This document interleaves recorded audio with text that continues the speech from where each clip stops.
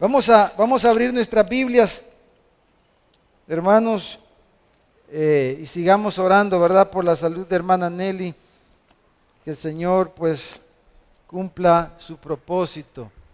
Vamos a ir al libro de los Hechos, capítulo 19. Hechos, capítulo 19, al final del capítulo 19 del libro de los Hechos, donde estamos, ¿verdad? En la ciudad de Éfeso. Hemos estado hablando del avivamiento que hubo en Éfeso, la controversia, ¿verdad?, que se dio, y cómo el Espíritu Santo vino, visitó a los hermanos ahí, cómo hubo un despertar, un hambre por la palabra de Dios, y cómo Dios hizo cosas extraordinarias, y Dios estableció esta iglesia en Éfeso, que vino a ser el centro de operaciones del ministerio de Pablo, y a través del cual también esta iglesia se llevó el evangelio a toda el Asia, ¿verdad? Las 7 iglesias del Apocalipsis fueron iglesias que plantaron los hermanos de Éfeso, ¿verdad? Y muchas otras iglesias más que esta iglesia plantó. Es una de las 3 iglesias más sobresalientes en el libro de los Hechos, ¿verdad? Primero fue la iglesia en Jerusalén, luego la iglesia en Antioquía y esta iglesia en Éfeso. Son las 3 iglesias, dijéramos, que se ve una mayor manifestación del propósito de Dios, de la mano de Dios, y cómo ellos llevaron el evangelio a todas esas regiones hasta lo último de la tierra. Y quiera Dios, hermanos, que el Señor nos pueda usar a nosotros, ¿verdad? Estamos lejos de ser una iglesia como la de Antioquía, como la de Éfeso, pero si el Señor nos quiere usar un poquito más, ¿cuántos dicen, heme aquí, hermano? Amén, ¿verdad? Porque eso depende de la gracia de Dios. Nosotros estamos dispuestos, estamos orando, estamos pidiéndole al Señor que Él nos pueda usar más, ¿verdad? Por todo lo que Él nos ha entregado. Pero vamos a ver ahí en la pantalla y vamos a concentrarnos, hermanos, en el versículo 37 del capítulo 19 esta noche. Versículo 37 del capítulo 19. Vamos a centrarnos en ese versículo. Y ese es nuestro tema. Ahí están unas máscaras, ¿verdad? Ese es nuestro tema, la batalla por la verdad. Ese es nuestro tema esta noche, la batalla por la verdad. Algunos le han llamado a esta batalla la batalla cósmica o el conflicto cósmico, ¿verdad? El conflicto cósmico le han llamado algunos. Es el conflicto de los tiempos, de las épocas, el conflicto desde la creación hasta el regreso glorioso de nuestro Salvador. Ha habido un conflicto, estamos en medio de un conflicto entre la verdad y la mentira. Dios, en su plan redentor del mundo, de su creación, Él ha permitido y le ha dado poder al diablo, ¿verdad? Para que le contradiga, para que engañe, para que haga muchas cosas, pero eso está dentro del plan de Dios. No entendemos, no somos capaces de entender completamente el plan de Dios, pero eso es lo que la Biblia nos enseña. Y hay un conflicto cósmico, ¿verdad? Entre la verdad y la mentira. Y nosotros estamos en medio. Y lo que está de por medio en este conflicto es la eternidad de cada alma, de cada persona, de cada ser humano, de nuestra vida, de nuestros hijos, de nuestras familias. Es la eternidad, es la salvación, y la eternidad de cada persona es la que está de por medio en este conflicto cósmico, en este conflicto entre la verdad y la mentira. Y esa es la labor nuestra como iglesia. La iglesia, le dijo Pablo a Timoteo, es columna y baluarte ¿de qué? De la verdad. La columna y baluarte de la verdad. Imagínense, si la columna se quiebra, ¿qué pasa con la estructura? Se cae. Si la iglesia se quiebra, la verdad se cae, se derrumba. Por eso es tan importante la doctrina, la sana doctrina en medio de la iglesia y que nosotros crezcamos en el entendimiento de las sagradas escrituras, ¿verdad? Pero como hemos venido hablando, hermanos, vivimos en medio de una sociedad, hermanos, vivimos en medio de una iglesia evangélica bastante, aunque supuestamente numerosa, pero bastante enferma y bastante falta de entendimiento bíblico. Amén, hermano. ¿Y cuál es la prueba de eso que estoy diciendo? Nuestro país. Las noticias de todos los días. Lo que pasa en el vecindario, lo que pasa en nuestra ciudad, lo que pasa en nuestro país es la prueba de que la iglesia de nuestro país, hermanos, realmente estamos en gran, como dijo Nehemías, en gran calamidad y afrenta. Estamos en gran calamidad y afrenta, ¿verdad? Esa es la realidad en la que nos encontramos. De hecho, fíjense que por darle un ejemplo más, ahora que estamos en el proceso de la escuela, ¿verdad? En este proceso de acreditación internacional como una escuela escolar, como educación escolar cristiana, ¿verdad? Nos hemos dado cuenta, saben que El Salvador, hermanos, es el único país en todo Centroamérica que no tiene ninguna escuela cristiana acreditada como escuelas cristianas. No, es el único país en Centroamérica. ¿Qué nos dice eso? Que como evangelio, como instituciones estamos atrasados. Los otros países van, supuestamente Nicaragua está, pero ahí hay más de algún colegio cristiano acreditado, por ejemplo con AXI, ¿verdad? Entonces es una muestra de que realmente estamos, dijéramos, atrasados en nuestro desarrollo como instituciones cristianas y es por el estado mismo de la iglesia, ¿verdad? Entonces realmente estamos perdiendo esta batalla. Pero mire aquí el versículo 37. Dice el versículo 37 porque es el alcalde, se recuerdan, ¿verdad? La semana pasada hablamos un poquito de este pasaje, pero el alcalde está aquí hablándole. El versículo 35 dice que el escribano es algo así como el alcalde hoy día. Él le habla a la muchedumbre, a la gente que está ahí, está este problema, y el alcalde, el escribano les habla. Y en el versículo 37, entre otras cosas, les dice, porque les dice, habéis traído a estos hombres sin ser sacrílegos ni blasfemadores de vuestra diosa. En otras palabras, es lo que tenían ahí algunos de los hermanos, ¿verdad? Se recuerdan, Pablo quería ir y hablarle a la muchedumbre, y los hermanos y los mismos líderes de la ciudad le dijeron, Pablo, no salgas porque si te ven a vos, esto va a ser un despelote, ¿verdad? Te van a matar ahí, te van a linchar la gente si te ven, mejor ni te asomes. Pero habían agarrado a algunos hermanos y los tenían ahí, los habían llevado para que fueran prácticamente juzgados por las enseñanzas que estaban trayendo. Y entonces el alcalde le dice, ustedes, en otras palabras, están acusando a estos hombres de algo que no es cierto, que no es así. Ustedes están haciendo una acusación falsa.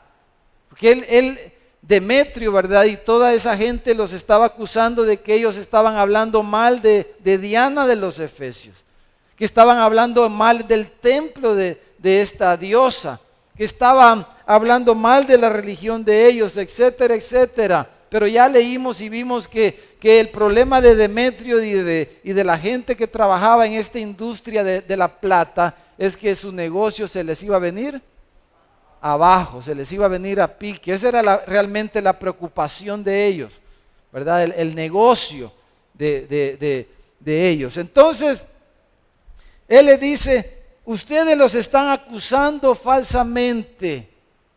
Entonces aquí vemos este conflicto. Y básicamente, lo primero que queremos remarcar esta noche, hermanos, es que la verdad siempre desenmascara a la mentira. La verdad siempre desenmascara a la mentira. Dice el dicho que la mentira tiene patas, ¿cómo, hermano?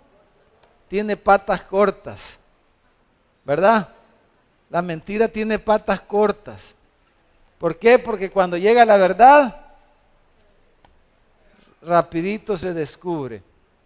Es como cuando se enciende la luz, las tinieblas desaparecen, las tinieblas huyen, las tinieblas corren, las tinieblas se van.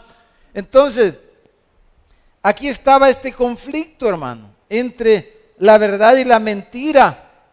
Y esa es una de las defensas que el alcalde hace sobre los hermanos allí. Pero básicamente hubieron dos grandes mentiras que fueron desacreditadas con la predicación del evangelio, ¿verdad? Hubieron dos grandes mentiras. Una de ellas fue la mentira de la magia, ¿verdad? En cualquier forma que la pudiéramos ver, ¿verdad? La magia era una mentira que tenía oprimida a la gente en Éfeso. ¿Cuántos se recuerdan cuántos fue el valor de los libros que trajo la gente cuando se convirtió, cuando el Señor les dio arrepentimiento? ¿Cuántos ciclos de plata fueron? 50,000 ciclos de plata, o sea, era un dineral de toda la literatura que ellos llevaron, los que se convirtieron y les dieron fuego, quemaron 50,000 piezas de plata, el equivalente a ese valor lo quemaron, eso valía la literatura. Imagínense cuánta gente, decíamos, practicaba la magia, era parte de su cultura, era algo normal, era algo en lo que ellos confiaban. Y cuando el evangelio llega y Pablo les predica el evangelio y se convierten a Jesucristo, esta mentira, hermanos, esta mentira perniciosa, ¿verdad? Fue desenmascarada y se dieron cuenta que era falso todo eso. Particularmente en el versículo 13, si leemos el versículo 13, dice que algunos de los judíos, exorcistas ambulantes, era común, brujos, exorcistas, magos y todo esto era común en la ciudad. Dice que intentaron invocar el nombre del Señor Jesús sobre los que tenían espíritus malos, diciendo, os conjuro por Jesús, el que predica Pablo. Y dice que habían 7 hijos de un tal Esceva, judío, jefe de los sacerdotes, que hacían esto. Este jefe de los sacerdotes estaba relacionado con la religión judía, y sus hijos, sus 7 hijos, dice que practicaban estas cosas, que todo esto tenía que ver con la magia, con la brujería, y era en lo que ellos confiaban. Por eso dice el versículo 19 que asimismo dice, muchos de los que habían practicado la magia, muchos, dice, trajeron los libros y los quemaron delante de todos, y hecha la cuenta de su precio hallaron que eran 50,000 piezas de plata. Dice, así crecía y prevalecía poderosamente la palabra del Señor. O sea que la palabra, cuando vino la palabra, cuando se predicó el evangelio, esta mentira de la magia y todas estas cosas en las que confiaban estas personas fue desacreditada, fue desenmascarada la mentira, y ellos quemaron todas esas cosas que eran valiosos, en lo que ellos confiaban, lo quemaron porque el evangelio les iluminó el corazón y dejaron esas cosas. Pero la otra mentira fue la mentira de la religión falsa, por la que estaban precisamente aquí siendo juzgados. Como dice el versículo 26 y 27, dice, Demetrio dijo, pero ustedes ven y oyen que este Pablo, no solamente en Éfeso, sino en casi toda Asia, dice, ha apartado a muchas personas con persuasión, diciendo que no son dioses los que se hacen con las manos. Y no solamente hay peligro de que nuestro negocio venga a desacreditarse, sino también que el templo de la gran diosa Diana sea estimada en nada y comience a ser destruida la majestad de aquella a quien venera toda Asia y el mundo entero. Entonces, esa era el otra gran área en la que esta gente confiaba, ¿verdad? La diosa Diana, sus oraciones, tenían los templecillos del templo, en las figuritas del templo de Diana en su casa, y había toda una industria de esto, de los libros de la magia, de todas estas cositas que dijimos la semana pasada que eran fetiches, ¿verdad?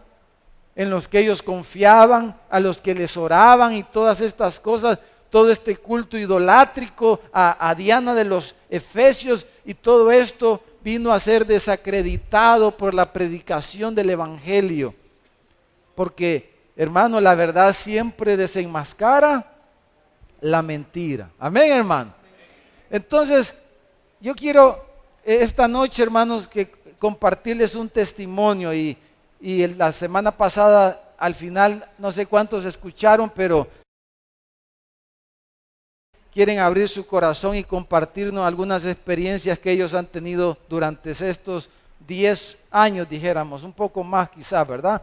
Entonces yo quisiera invitarlos que vengan aquí. Este va a ser nuestro segundo punto y luego vamos a concluir el sermón. Vamos a escucharlos, vamos a mover y vamos a escucharlos. Vamos a escuchar el testimonio de nuestros hermanos. Vamos a ponernos por aquí quizás, ¿verdad? Aquí así. Estamos bien aquí, ¿verdad? Vamos a sentarnos un poquito, hermano, un ratito. Vamos a pedirle al Señor vamos a buscar aquí. Y el Señor, solo es para no estar totalmente de pie, ¿verdad? Pero el hermano, nos conocemos desde que éramos niños, ¿verdad? Desde tercer grado, segundo grado. Tercer grado. Hemos sido amigos desde tercer grado. Y entonces, bueno, crecimos y casualmente, ¿verdad? Ya grandes, y no vale la pena contarles todas las travesuras que hicimos de niños y de jóvenes, las cosas que hicimos, pero dio la casualidad que los que tienen memoria, ¿verdad? ¿Dónde estaba la iglesia ¿verdad? Allá donde enfrente, ¿verdad?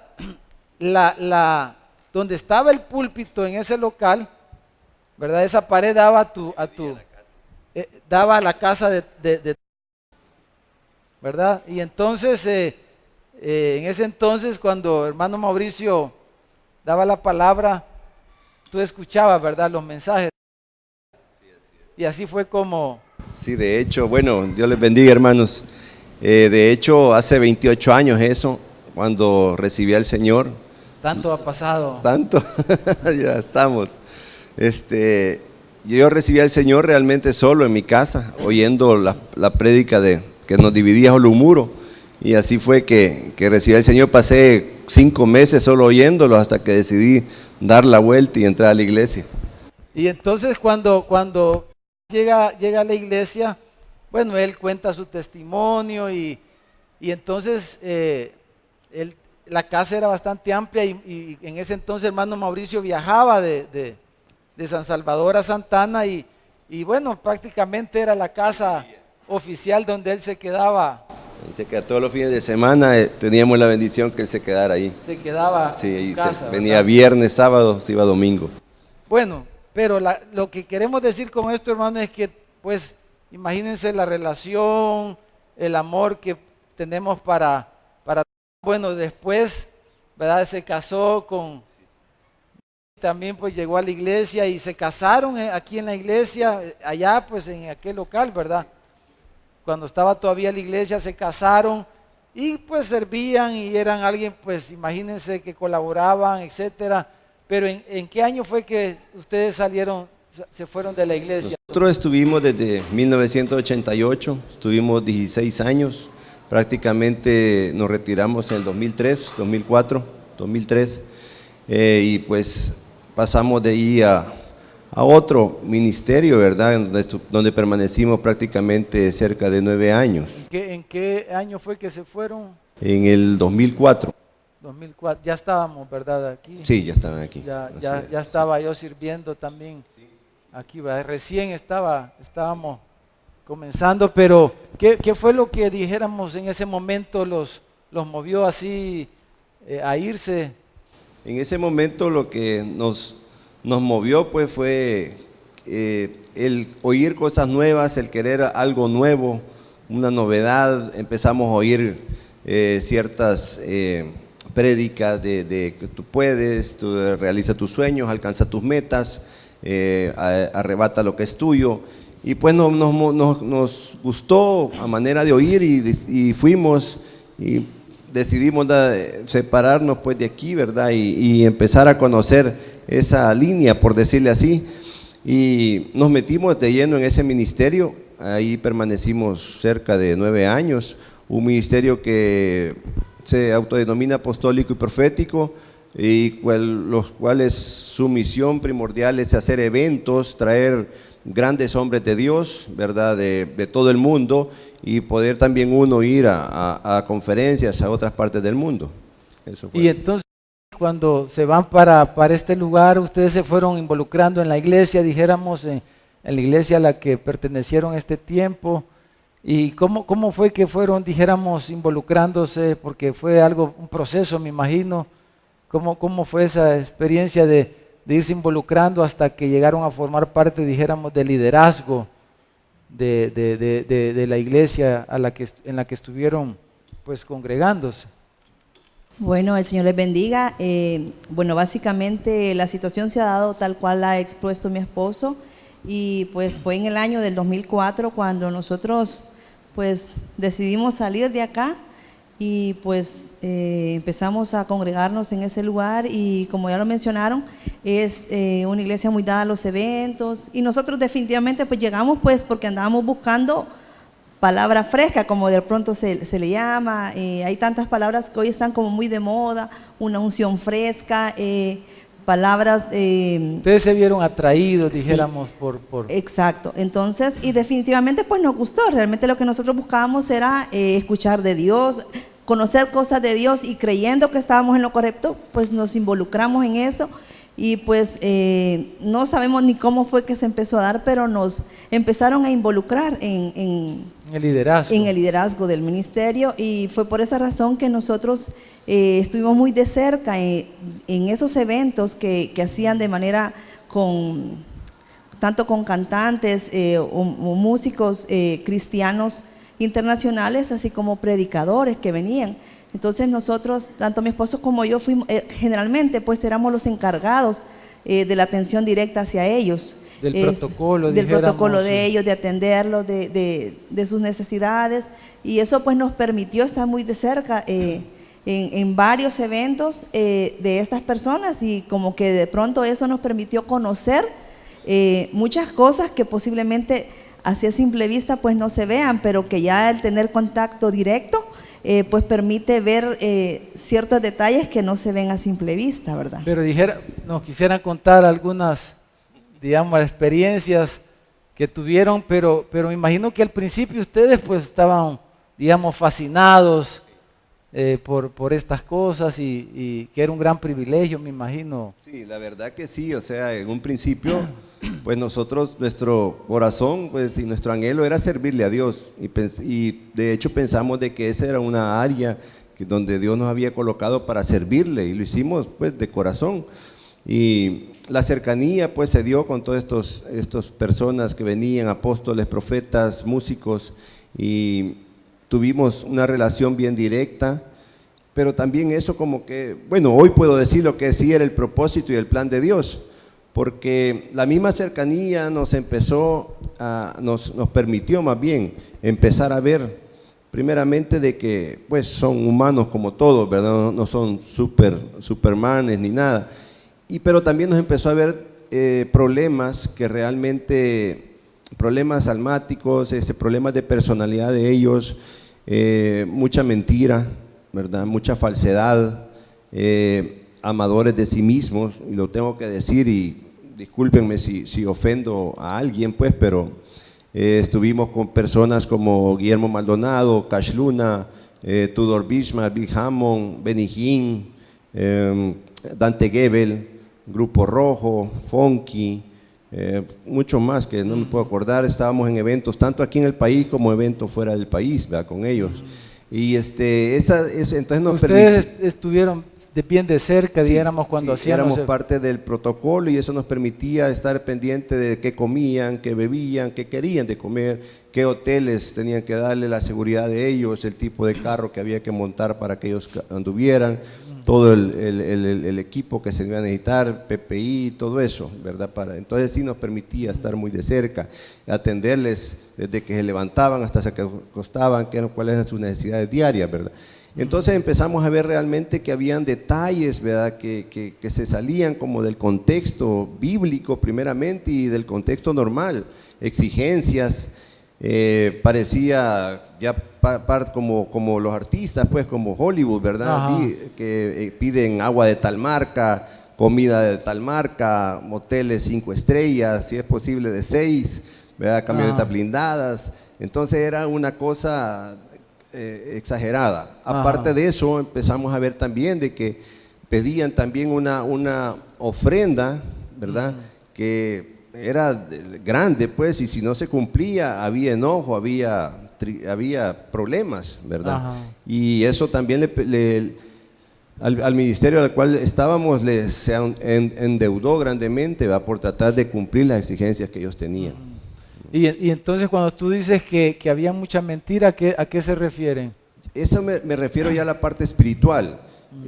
Yo sé que pues nosotros lo hacíamos, veíamos programas en televisión como Enlace, donde salen muchos de ellos, y cuando me refiero a la mentira es aquello que tratan que realmente no es que traten, hacen, es la manipulación de tu alma, porque los milagros, las sanidades, nosotros que estábamos de cerca veíamos que eran cosas arregladas, programas en la televisión que eran campañas arregladas de sanidad, donde ya se sabía quiénes iban a ser sanados porque ya de antemano se les había dicho, ¿verdad? Y la gente eso es lo que cree, es lo que la gente cree, por eso la gente le sigue, ¿verdad? Porque hacen supuestamente milagros, sanidades, pero todo tiene un énfasis, una dirección, y es dinero.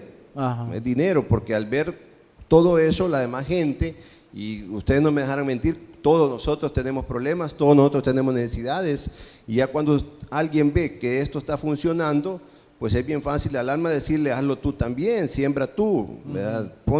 Haz tu pacto con Dios, ¿verdad? Y la siembra pues siempre tiene que ver con dinero, y entre más dinero siembras, más recibes, ¿verdad? Y pues claro. ¿Hay algún ejemplo así que tengan en mente, algo que les haya como, porque me imagino que a medida fueron pasando los eventos, las experiencias, comenzaron ustedes como a despertar, a cuestionar? ¿Cómo es que comenzaron a cuestionar estas cosas, dijéramos? Fíjate que, bueno, una de las mayores experiencias en cuanto a eso, estuvimos en lo que se llama una conferencia apostólica profética, íbamos cada año, por cierto, se hace en American Airlines Arena de Miami, la comanda el Ministerio de Rey Jesús, que es del apóstol Guillermo Maldonado, y pues ahí estoy hablando de un escenario con más de 50,000, 60,000 personas, ¿verdad? Y aquello con luces y todo se llenaba full. Es un evento pagado, caro, súper caro, ¿verdad? Y donde todo lo que se vendía dentro era más caro aún, ¿verdad? Y todo se regía en base a eso, ¿verdad? En que te haga un milagro, pero si tú siembras, y era tanto la manipulación que empezaba la gente propia del ministerio ahí en Miami, ya sabían que tenían que hacer, era tirar dinero en la grada. Yo sé que muchos lo han visto en televisión, ¿verdad? Y eso motivaba a todo el escenario, a que empezaran a tirar y se hacían cerros de miles de dólares, miles, ¿verdad? Cheques y todo, y eso era lo que la gente le motivaba, eso la gente como que era loca, pasaban al púlpito a dar dinero, ¿por qué? Porque la persona aquí arriba estaba diciendo de que estaba comprando su milagro, que entre más sembrara, más tenía, y lo hace con aquella cita bíblica que el que siembra escasamente, segará escasamente. Ajá. Entonces, pues la gente pensaba, esto es bíblico, esto tengo que hacerlo, ¿verdad? Entonces, tú me contabas el otro día que platicábamos de un momento en que alguien, no recuerdo quién, decía que Jesús iba a llegar fue ahí en el... Sí, realmente eso se llama hipnosis colectiva. Ellos lo saben hacer, pues, ¿verdad? Son personas estudiadas en ello, y fue Benny Hinn, y él dijo cuando entró, por cierto, entró, dice él que borracho en el espíritu, ¿verdad? Y se caía, se iba para un lado, y de repente dijo que Dios iba a entrar que Jesús iba a entrar en 7 segundos. Siempre estábamos ahí en la arena de Miami, y empezó a hacer una cuenta regresiva, 7, 6, 5, y que Jesús iba a entrar, y cuando dio 1, 0, Jesús entró y toda la gente empezó a caer como que era... Pero ¿y cómo lograban eso de que la gente se cayera? Porque ya había gente que ya estaba para eso, ya estaba preparada para eso. Entonces, si tú ves que alguien lo hace, lo hacen todos. ¿Y el que no lo haga? Que no lo hace, no está en el Señor, no está en la presencia, está afuera, es carnal, y entonces llegan a orar por ti para que te convirtas, porque no estás siendo tocado, no tenés un pecado que te estorba para recibir esa unción. Ajá. Esa es dijéramos, la perspectiva en la que se presentan esta. Y entonces, ¿cómo fue, para avanzar un poquito, cómo es que comenzaron a cuestionar? Cuéntenos un poquito el proceso, porque al principio todas estas cosas los deslumbraban a ustedes. Sí, definitivamente. Al principio, pues, aunque no entendíamos muchas cosas de las que pasaban, pero pues decíamos, tiene que ser de Dios, y así es, pues, y de pronto uno no quiere cuestionar, porque el cuestionar implica pecar, porque si cuestiono a los hombres de Dios, pues peco. Digo, o sea, no podía hacer eso, pero de pronto el Señor, a través del Espíritu Santo, lo empieza como a uno a inquietar y a despertar y a decir, pero ¿será eso que es de Dios? Y pues poco a poco, quizás empezó conmigo, porque yo era la que quizás un poco tenía mis dudas de que algunas cosas como que no me parecían que cuadraban con la palabra. Y pues de pronto empecé a leer un libro que llegó a mis manos, y yo creo que muchos de nosotros no tenemos ese conocimiento, y es que en mi caso yo nunca había estudiado lo que era la historia de la iglesia.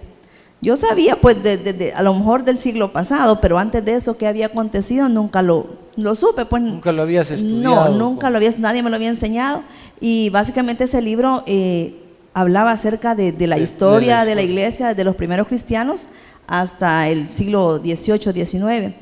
Y realmente empecé a ver yo un evangelio que yo no había conocido. O sea, yo le decía a mi esposo, pero es que yo aquí estoy encontrando un evangelio que no es el que nos enseñan.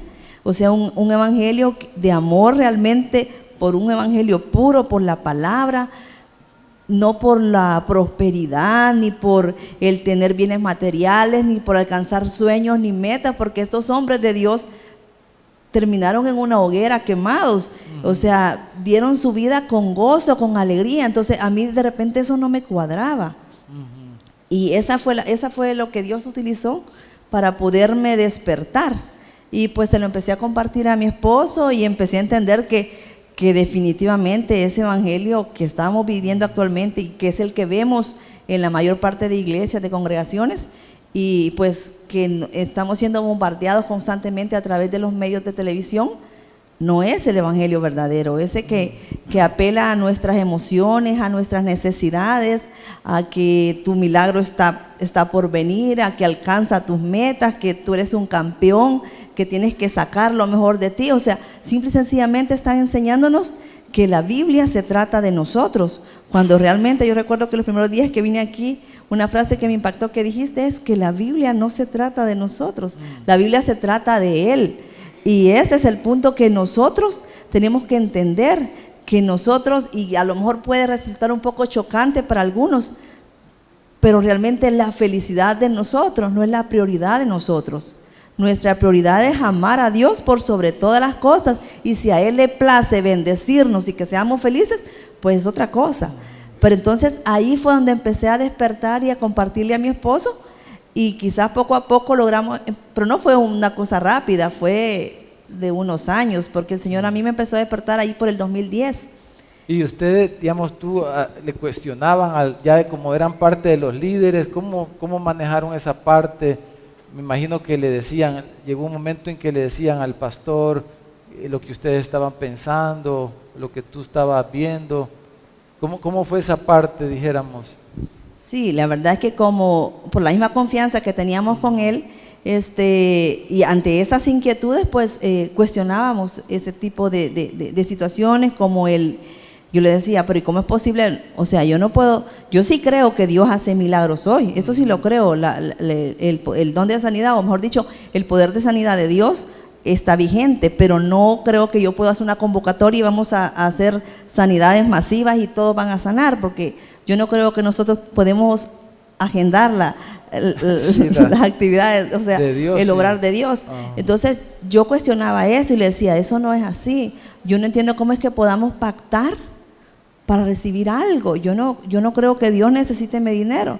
No, me decía, pero es que ahí es donde se prueba dónde está su corazón. Si usted no puede dar es porque su corazón está apegado al dinero. Entonces empiezan como a utilizar ciertas cosas para manipular y decir uno, pues ni modo, tengo que entregarlo. Pero por mucho tiempo vivimos cuestionando puntos como ese, puntos doctrinales. A mí se me empezó a despertar un anhelo por conocer los tiempos del porvenir, la venida de Cristo, y pues yo le preguntaba, yo quiero escuchar prédicas de la venida de Cristo, porque eso es algo que no nos enseñan.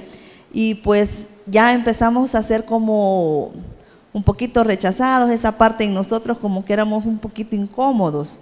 Y por mucho tiempo lo pensamos con mi esposo, si tomamos la decisión o no de irnos, pero la verdad es que decíamos, ¿y para dónde nos vamos a ir? A quedarnos sin iglesia, pues, y quizás eso fue lo que por muchos años nos detuvo, pero pues al final logramos entender que teníamos que tomar esa decisión, pero y lo hicimos. La prueba que tú enfrentaste, ¿verdad? Estuviste ¿cuánto tiempo en la cárcel? Ahorita voy, solo déjame un paréntesis con lo que ella dijo. Solo quería decirles de que después que nosotros dejamos la iglesia donde estábamos, pasamos 2-3 años sin congregarnos, solo buscando prédicas en internet. Pero lo curioso de esto es de que un día nos llegó este líder pues de nosotros a aceptar nuestra posición. Pero aceptó él, aceptó que realmente teníamos pues razón en lo que habíamos encontrado y que él sabía esa verdad, pero que no podía echarse para atrás porque ya tenía multitudes de gente alrededor. Entonces era perder toda esa gente, ¿verdad? Eso nada más quería para cerrar este punto. La verdad que, como dice mi esposa, ella fue la que empezó a recibir esto de parte de Dios. Yo no lo quería aceptar, inclusive yo le decía, no, mira vos, ¿cómo vas a creer que a vos te va a hablar y no a los hombres de Dios? No, hombre, ellos son, ¿verdad? Y a mí me costó realmente, y empecé a creer y no creer. Luego tuve el problema por el cual estuve preso una temporada allí en Apanteos, pero hoy veo que fue un plan de Dios, ¿verdad? Esos meses que estuve allí me permitieron allí poder estudiar. Me inscribí ahí en un instituto teológico y Dios tenía el plan de hablarme allí y de hacerme ver realmente la verdad del evangelio, la verdad de que realmente Cristo ya lo hizo todo y que somos salvos simplemente por gracia, no por méritos, no por obras, que Dios no espera que nosotros hagamos sino para ser salvos, sino que Él ya lo hizo todo. Y entonces ese tiempo para mí fue un tiempo demasiado precioso, que yo lo guardo, porque tal vez para el mundo pudiera decir, estuvo preso, a ver cómo le fue de mal, pero no, yo les puedo decir que fue el mejor de mis tiempos, porque en 28 años que tengo de ser cristiano, ese año fue el mejor de mis años. Tal vez no fueron los meses que pasó ese problema, fueron los mejores, porque Dios me despertó ahí, y eso fue lo que me motivó, que cuando yo salí de allí, nosotros nos quedamos sin congregarnos, y le dije a mi esposa, no vamos a buscar congregación porque no existe. Lo que nosotros queremos es oír verdad, oír Biblia, y eso no existe en este medio, en nuestro país. Todo está mal. La iglesia evangélica está preocupada por crecer, por tener miembros, por tener ingresos, por hacer eventos, pero no se preocupan de la pureza del evangelio, que realmente las vidas se arrepientan y se conviertan y se transformen en la imagen que Cristo quiere, que es la imagen de Él. Entonces nos costó, pasamos meses después de ese problema, viendo solo internet, oíamos prédicas de John MacArthur por Watcher, ¿verdad? Que es sana doctrina. Y cuando ella vino aquí, que ella fue la primera que vino ¿Cómo fue que? Porque hablábamos de que no pensaban, realmente nunca pensaron en regresar, ¿verdad? Oasis para nosotros no estaba en las opciones para poder congregarnos. Nunca pensamos. ¿Y cómo fue que regresaron? Porque en sus planes nunca estuvo, ¿verdad? Regresar. Sí, la verdad es que nosotros a finales del año pasado hablábamos que pues íbamos a pensar, ya habíamos dado vuelta todo en la mente, pues a todas las iglesias de Santana, y dijimos, no, aquí no hay sana doctrina, y pues busquemos en San Salvador, y habíamos decidido que quizás tipo mediados de enero, finales, íbamos a empezar a ir a San Salvador a buscar, pero mi mamá siempre insistía en que viniéramos para acá, y que vamos a Oasis, y yo, ay no, ahí vaya usted sola, porque eventualmente ella pues venía también. Pero ese día me tocó venir porque tenía que venir a dejar unos documentos, y pues dije, ya que estoy aquí me voy a quedar. Me quedé sentada acá, y mi mamá también vino. Lo que sí me sorprendió fue cuando te escuché predicar. Yo dije, ay no, dije yo, pero acá sí me gusta la prédica, sí es sana doctrina lo que están predicando. Entonces, sí, la verdad es que mi corazón tuvo una alegría enorme, porque dije yo, puede ser aquí, dije yo, me puedo quedar aquí, pero yo sabía que con mi esposo ya habíamos hablado y no habíamos considerado Oasis como una opción para nosotros. Entonces, mi prueba iba a ser cuando se lo dijera, pues dije yo, él me va a decir que no, que a Oasis no regresa. Entonces, cuando regresé a la casa, se lo comenté, y me dice, ¿cómo te fue? ¿Qué tal estuvo? Y le dije, mira, precioso, me encantó la prédica, una enseñanza de sana doctrina. Y me dice, pues entonces vamos a ir, me dijo. Y fue por esa razón que yo dije, bueno, para mí si lo vi como una señal, pues dije yo, bueno, qué bueno. Y pues empezó a acompañarme, y eso fue ahí a mediados de enero, y aquí estamos, agradecidos con Dios por habernos traído de nuevo acá.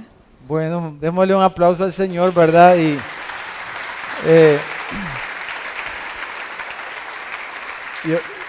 yo creo que lo más importante, hermanos, y el propósito más que hablar de alguien o de muchas cosas que pasan, aunque hemos estado hablando de eso en estas últimas 4 semanas, pero creo que una cosa muy importante es ver la obra, ¿verdad? Que Dios quiere hacer y está haciendo, porque bueno, aquí brevemente ellos han tocado algunas cosas, pero imagínense cuántos años del Evangelio y la prueba que pasó el hermano, ¿verdad? Pero también todas esas cosas son consecuencias de no tener estabilidad, ¿verdad? Y no tener estabilidad en el Señor y una perspectiva de cómo debemos de conducirnos, ¿verdad? Que nos hace caer en cosas a veces puede ser que uno comete errores o se ve involucrado en situaciones como le pasó al hermano, porque pues sí, uno no, ¿cómo pudieras tú, digamos, esa parte? La verdad que uno a veces piensa que todo está bien y que las cosas que tal vez uno hace están bien, pero a veces se asocia o se alinea con personas que no conoces y que pensás que sí te están dando una mano de ayuda para poder hacer un trabajo, y pues al final te involucran en cosas feas donde uno se queda después, ¿qué pasó aquí, verdad? ¿Y aquí de dónde? Pero bueno, Dios tuvo también pleno control de la situación, y yo a Él le doy la honra y la gloria, porque Él fue el que, si me llevó ahí con un propósito, también Él mismo me sacó, ¿verdad? Sí. Y aquí estamos, pues, ¿verdad? Y como una cosa que sí pude entender, ¿verdad? Es de que, como dice en Romanos 12, que Dios va a hacer su buena, agradable y perfecta voluntad con cada uno. Sí. Y no podemos nosotros doblarle el brazo a Dios para hacer lo que nosotros queramos, ¿verdad? A través de un pacto, de una nada, sin, ¿verdad? Ni de estar declarando o atando o desatando, ni nada, sino que simplemente caminemos en eso que es la buena, agradable y perfecta voluntad de Dios. Amén. Bueno, muchas gracias por compartirnos. Le damos un aplauso al Señor. Gracias, hermano. Que bendiga. Gracias, Señor. Que bendiga.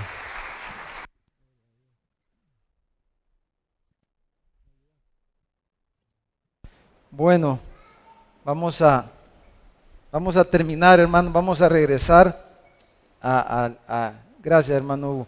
Vamos a regresar, hermanos, en estos últimos minutos. Gracias al Señor por la valentía también de los hermanos. No es fácil, ¿verdad? Reconocer uno sus equivocaciones o las cosas que uno ha creído que no, que ahora uno puede decir, mire, estaba equivocado. De ahí ponerse aquí delante de todos nosotros y hablar. Pero si usted quiere platicar más de cerca, yo creo que están dispuestos, ¿verdad? Si quieren acercarse y que les compartan más detalles de muchas cosas, solo nos dieron algunas, pero ellos sí estuvieron bien de cerca en muchas situaciones, ¿verdad? De estos eventos y de cómo se arman estos shows, ¿verdad?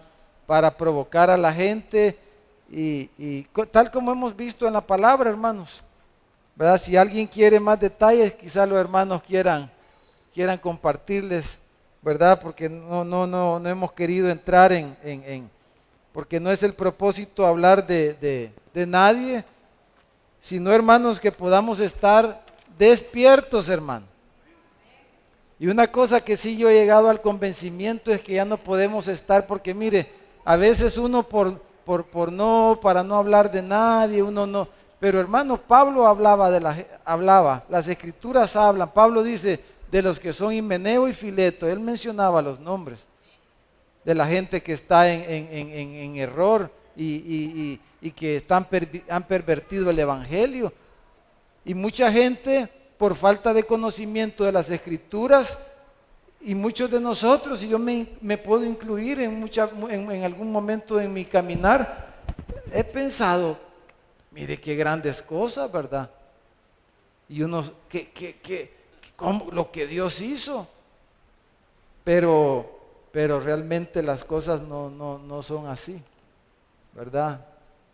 Dios puede hacer y queremos que Dios haga grandes cosas como las que hizo en esta ciudad de Éfeso, pero no podemos arreglar, no le podemos decir a Dios cuándo, cómo y qué hacer, aunque como decían los hermanos, aunque pacte y hasta aunque le dé hasta mis calcetines, ¿verdad? Hasta lo último, Dios no va a hacer lo que yo quiero que Él haga solo porque le di no sé cuántos miles de dólares o hice un pacto y hice esto y hice lo otro, ¿verdad? Dios no va a actuar porque yo le di dinero, porque ese no es el Dios de la Biblia, ¿verdad? Entonces, pero mucha gente en nuestro medio todavía sigue pensando que así es como Dios actúa. Pero hermanos, pero todo esto es parte de este conflicto que estamos hablando, ¿verdad? Hermanos, los conflictos siempre son una batalla por la verdad y eso es lo que vemos en el pasaje. El conflicto que hubo aquí fue una batalla por la verdad y eso es lo que el alcalde estaba diciendo. Ustedes están acusando a estos hombres de algo que no es cierto. Ustedes están acusando a estos hombres de que están blasfemando contra sus dioses cuando ellos no están haciendo eso, dice el alcalde. Entonces los conflictos al final, desde la perspectiva del plan de Dios, del plan de redención de Dios, hermanos, los conflictos siempre son una batalla por la verdad.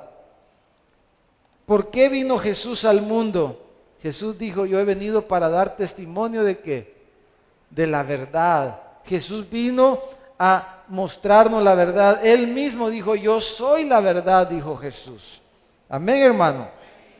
Ahora, ¿cómo se relaciona la salvación con la verdad? Hermano, las personas que son salvas le prestan la atención a la verdad, siguen la verdad. Porque Jesús, bueno, Juan dice, Jesús dijo, les voy a enviar el Espíritu Santo y Él los va a guiar ¿a qué? A toda la verdad. Entonces una persona salva va a ser guiada por el Espíritu Santo a la verdad, no va a ser guiada a la mentira.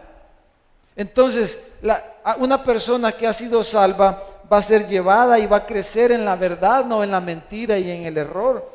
Entonces la gente que es cautivada por el error, muchas veces, hermanos, son personas, como dice Pablo a los tesalonicenses, Dios manda un espíritu mentiroso y manda todo este poder engañoso para que los que no creyeron la verdad sean engañados, para que aquellos que rechazan la verdad caminen en el error y sean engañados. Y como dijo alguien, que estas personas que quieren escuchar a este tipo de personas, dice, Dios les da a los predicadores y les da a los líderes que ellos quieren realmente. O sea que no es solamente los engañadores, pero la gente que es engañada es lo que quieren, es lo que buscan también. Pero no queremos eso para nosotros, no es ese nuestro deseo. ¿Cómo se relaciona, hermanos, el pecado con el engaño y la mentira? Hermano, cada pecado está basado en una creencia errónea bajo la cual una persona está cautiva. El diablo siempre se opone a la verdad. Siempre, hermano. Si la verdad habla de unidad, el diablo habla de ¿qué? De división. Si la verdad habla de diversidad, el diablo va a hablar de igualdad. Si la verdad habla de roles, entonces el diablo va a hablar de igualdad de géneros, por ejemplo, ¿verdad? Si la verdad habla de responsabilidad, el diablo va a hablar de desinterés. Y si habla de libertad, el diablo va a hablar de esclavizar. Ahora, hermano, ¿por qué el corazón humano es propenso a creer la mentira en lugar de creer la verdad? ¿Por qué el corazón humano es propenso a creer la mentira en lugar de creer la verdad? Bueno, por causa de su naturaleza pecaminosa. Es propenso al engaño, a la mentira. Y hermanos, creer la mentira es precisamente lo que nosotros entendemos como locura. ¿Quién es alguien que decimos, este es loco, hermano? ¿O quiénes están allá como decíamos, en el manicero, decían, ¿verdad? ¿Quién está allá en el lugar donde están, en el manicomio? ¿A quiénes llevamos al manicomio, hermano? ¿A quiénes? A los locos, decimos, a los que están enfermos de la cabeza. ¿Y cómo se comporta un loco, alguien que tiene locura? Es alguien que no tiene concepto claro de lo que es la realidad, ¿verdad? Entonces, si yo viniera la otra semana aquí, hermano, vestido de ¿cómo se llama? ¿De quién dice, hermano? De una vaca. Yo estaba pensando en ¿cómo se llama? Aquel gran conquistador. En vaca no me gusta mucho esa locura. La locura de vaca no me gusta mucho, pero digamos, ¿cómo se llama el gran? Vengo vestido aquí de Napoleón, bueno, algo así, ¿verdad? Más bonito, hermano Juan. Vengo vestido de Napoleón, hermano, y les comienzo a decir que soy Napoleón. ¿Y qué dirían ustedes, hermano? Este pastor ya se echó yo, diría usted. Ya se le sobaron las, ¿verdad? Y yo bien seguro hablándoles de que soy Napoleón Bonaparte y de todas mis conquistas, y usted diría, hermano pobrecito, ¿y qué harían conmigo, hermano? Primero que ya no me dejarían subir a predicar aquí, ¿verdad? Ya no vinieran, pero como ustedes me aman, ¿a dónde me llevarían, hermano? Al doctor, ¿verdad? me llevarían al doctor y dijeran, doctor, mire, fíjate que le ha agarrado un síndrome bien raro aquí al hermano, que ha de tanto predicar, ¿verdad? Saber que mire lo que le ha pasado, y usted, como me aman, me llevarían al doctor y ya fíjate que está loquito. ¿Por qué? Porque alguien, hermano, alguien que la realidad no la relaciona bien con la verdad. Entonces, usted dice, no hombre, este no está bien, no está acuerdo. Entonces, esa es la mentira, hermano. Cuando pensamos que la realidad no es, que la realidad es otra. Cuando perdemos contacto con la realidad, cuando creemos que la mentira es lo real, entonces estamos ¿qué? Locos. Imagínense. Entonces, cuando una persona cree que la mentira es la verdad, o sea, lo falso es la realidad, entonces está fuera de sí. Y ese es el problema. Por eso Isaías dice, toda mente está enferma, dice, todo corazón está enfermo, porque a la mentira le decimos que es verdad. Y no hay concordancia entre la verdad y la realidad cuando perdemos el contacto con la realidad. Entonces, ¿cuál es la máxima fuente de la verdad, hermanos? Y quiero, mientras piensen eso, para terminar, busque en Hebreos capítulo 11. Hebreos 11. ¿Cuál es la máxima fuente de la verdad? Dios, Cristo. Dios es la máxima fuente de la verdad. Su carácter, su naturaleza, su existencia, que la encontramos revelada en las páginas de la Biblia, en las Sagradas Escrituras. Dios es la fuente de la verdad. Cristo es la fuente de la verdad. ¿Por qué? Porque Él es el creador de todas las cosas. Él es el creador del universo. El origen de todas las cosas es Dios, es Cristo. Y Él es la fuente de la verdad. Es la realidad. Entonces mire lo que dice Hebreos 11, el capítulo de la fe, como le llamamos. El versículo 1 al 3, léalo por favor. ¿Y cómo, según estos versículos, cómo se relaciona la fe y la verdad? ¿Cómo se relaciona la fe y la verdad? Porque, hermano, la fe es una comprensión de la realidad. Dice, por la fe entendemos que, ¿qué dice? Que por la fe entendemos que el mundo fue constituido. ¿De dónde? ¿De dónde salió lo visible? ¿De dónde salió lo visible? De lo invisible. Por la fe entendemos, ¿verdad? Por la fe entendemos que Dios, el invisible, trajo a la existencia todo lo que vemos, y que Dios es la fuente y es el sostén de todas las cosas creadas. La fe en Dios. Dios es la fuente de todo esto.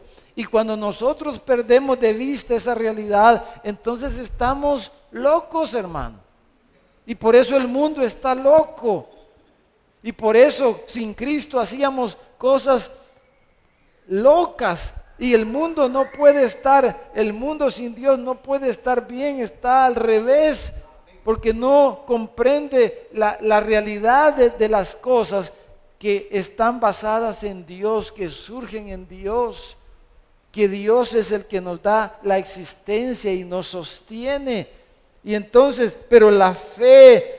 Y la fe viene por la palabra de Dios. La palabra de Dios nos da una cosmovisión, o sea, un entendimiento del mundo, de la realidad diferente. Pero la mentira nos da otra versión distinta.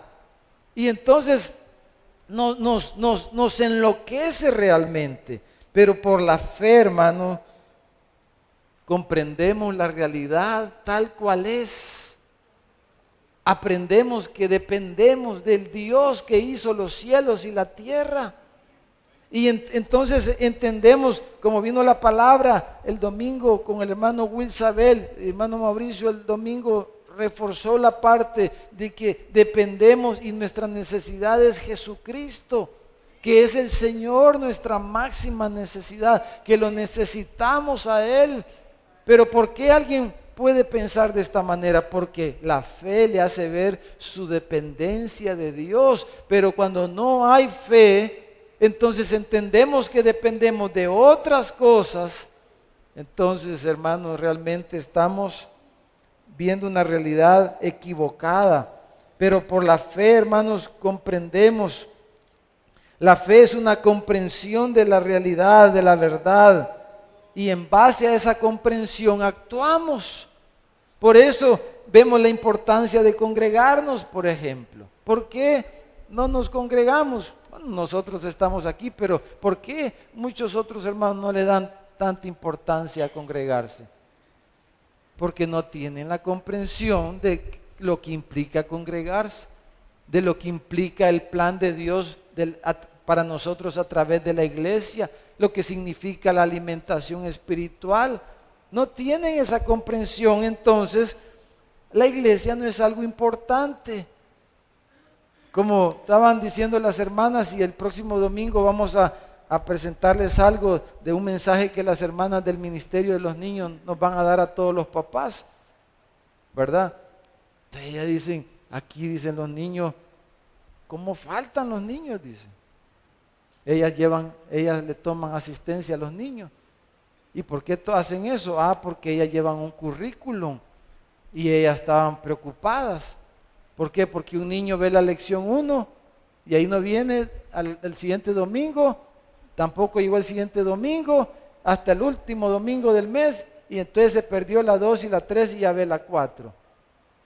Y el siguiente mes solo vio la 8, y el siguiente mes solo vio la 11, y el otro mes no vino ningún mes los papás. Claro, no, el niño no va a venir solo. ¿Y qué va a pasar cuando el niño crezca, hermano? ¿Qué creen que va a pasar, hermano? Después vamos a estar llorando. Y yo no entiendo por qué Dios ha permitido que mi hijo ya ni quiere venir a la iglesia. Ya estoy preocupado, y empezamos a orar, y ahí sí ya empezamos a venir puntual a la iglesia. Y estamos ahí de rodillas, y estamos ahí. Pero ¿y por qué no ahora hacemos lo que Dios quiere que hagamos para empezar, que nuestro niño, nuestro hijo sepa que la iglesia es algo importante? Porque nuestro niño está viendo de que la iglesia no es importante en la casa, que ser cristiano es algo más, cualquier cosa. Qué bueno eso, pero con una vez que vaya al mes a la iglesia, eso es bueno, porque eso aprendió desde chiquito. Entonces, pero esa es la verdad que él está entendiendo, pero esa es la verdad. Esa es una mentira.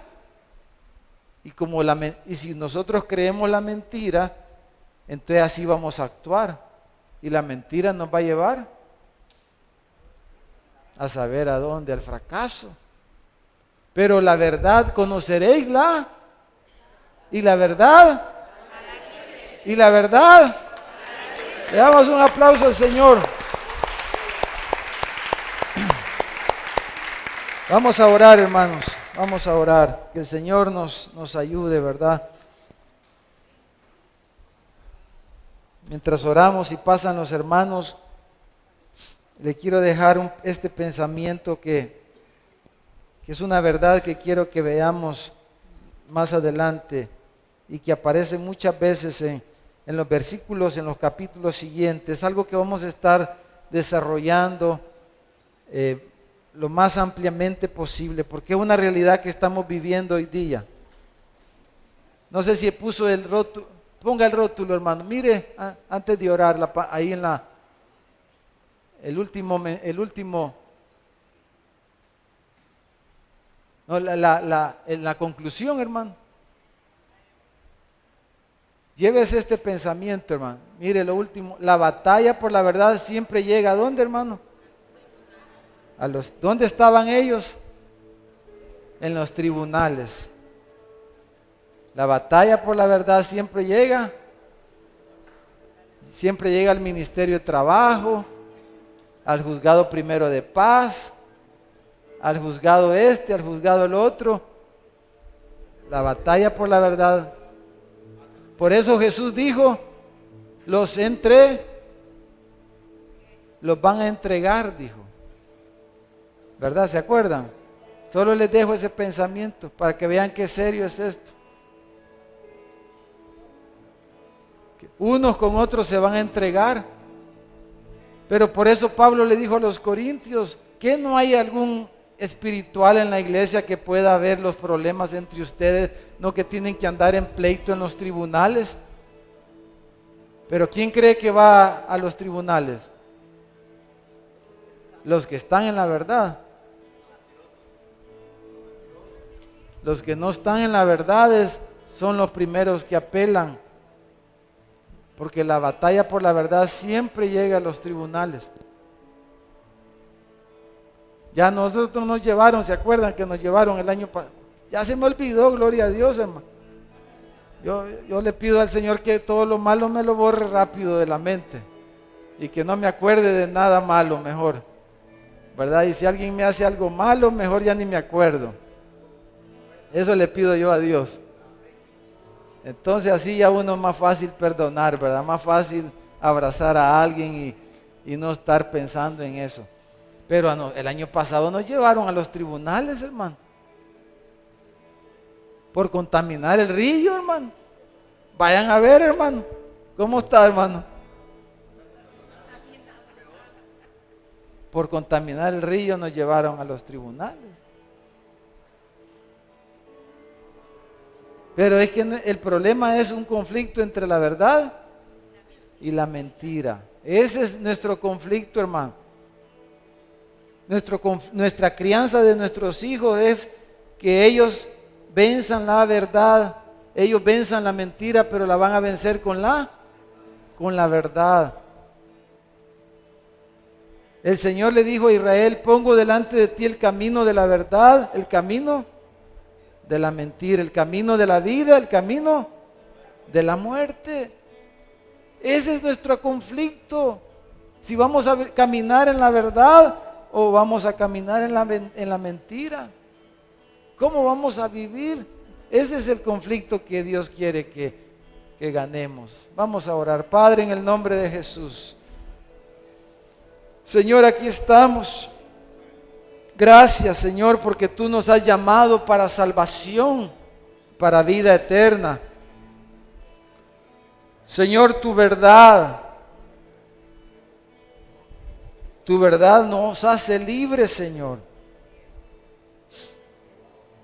Señor, como tú dijiste, conoceréis la verdad y la verdad os hará libres.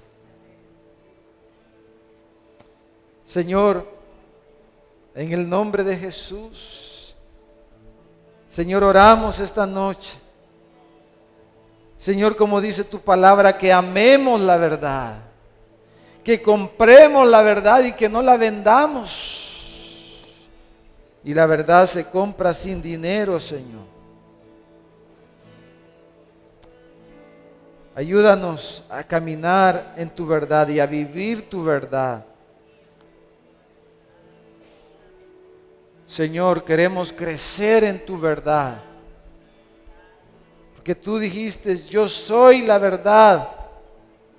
Yo soy el camino, yo soy la verdad y la vida. Señor, queremos caminar contigo.